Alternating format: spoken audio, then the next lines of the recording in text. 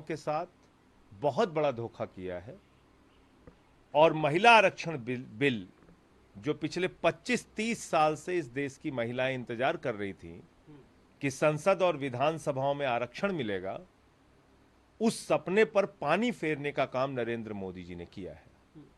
यह बिल लागू होगा ही नहीं। 15 साल, 20 साल, 25 साल कब लागू होगा इसकी कोई लिमिट नहीं है, और लागू होगा भी कि नहीं लागू होगा इस पर एक अंधकार के बादल मंडरा रहे हैं। और इसीलिए हम लोग कह रहे हैं कि यह महिला बेवकूफ बनाओ बिल है, महिला आरक्षण बिल नहीं है। यह बात क्यों कह रहा हूं बार बार?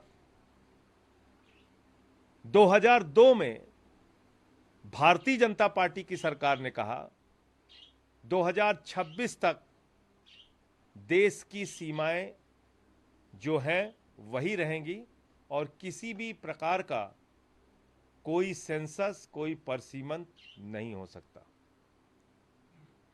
2021 में सेंसस होना था। कोई भी डीलिमिटेशन 2026 के बाद होगा, यह साफ तौर पर 2002 के बिल में लिखा हुआ है, संशोधन में लिखा हुआ है, और वो भी बीजेपी लेके आई थी। तो जब आप जानते हैं कि 2026 के बाद ही जो पहला सेंसस होगा उसके बाद ही डिलिमिटेशन हो सकता है, यानी 26 तक कोई डिलिमिटेशन हो ही नहीं सकता, तो 26 के बाद जो सेंसस होगा 2031 में होगा। 2031 के बाद सेंसस 2-3 साल तक चलेगा। उसके बाद जो डिलिमिटेशन होगा वो 6-7 साल में पूरा होगा, 8 साल में। तो तब तक दुनिया कौन कहां रहेगी, कौन देख रहा है? ये 20 साल की आप योजना बना के महिलाओं के आंख में धूल झोंकने का काम आप कर रहे हैं, देश के लोगों को मूर्ख बनाने का काम कर रहे हैं। तो इसलिए ये महिला बेवकूफ बनाओ बिल है। दूसरी बात, आपने ओबीसी और एससी एसटी वर्ग की महिलाओं के साथ बहुत बड़ा धोखा किया इस बिल के अंदर। बड़े लंबे समय से मांग चल रही थी और खुद उमा भारती जी, जो उनकी पार्टी की केंद्रीय मंत्री रही हैं, उनकी पार्टी की नेता हैं, उन्होंने कल बयान दिया कि हमने बार बार पार्टी के अंदर रह के इस बात का विरोध किया कि पिछड़े वर्ग की महिलाओं को आरक्षण दो, वरना हम ये बिल पास नहीं होने देंगे। किसी और ने नहीं, उमा भारती ने कहा। तो भारतीय जनता पार्टी के अंदर जो पिछड़े वर्ग के नेता हैं वो मूक बधिर बन के क्यों बैठे हुए हैं? उनके मुंह से आवाज क्यों नहीं निकल रही है?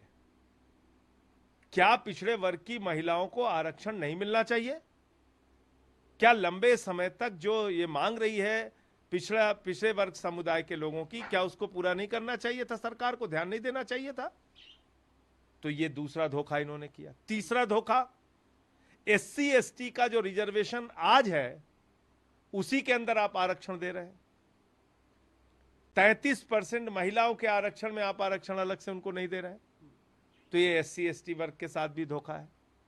तो कुल मिलाकर ये एक धोखे का, फरेब का और बेवकूफ बनाने का बिल है।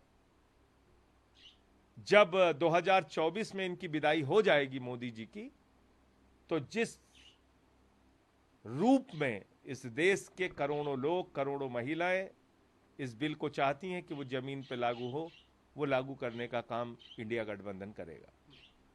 सर, मल्लिकार्जुन खड़गे ने सवाल किया कि कानून कब तक लागू हो जाएगा, इस पे अर्जुना मेघवाल ने। मैं तो वही आपसे कह रहा हूँ। मेघवाल जी का कहना था मोदी है तो मुमकिन है। मैं वही तो कह रहा हूँ, ये खाली जुमले बोलने से थोड़ी काम होगा।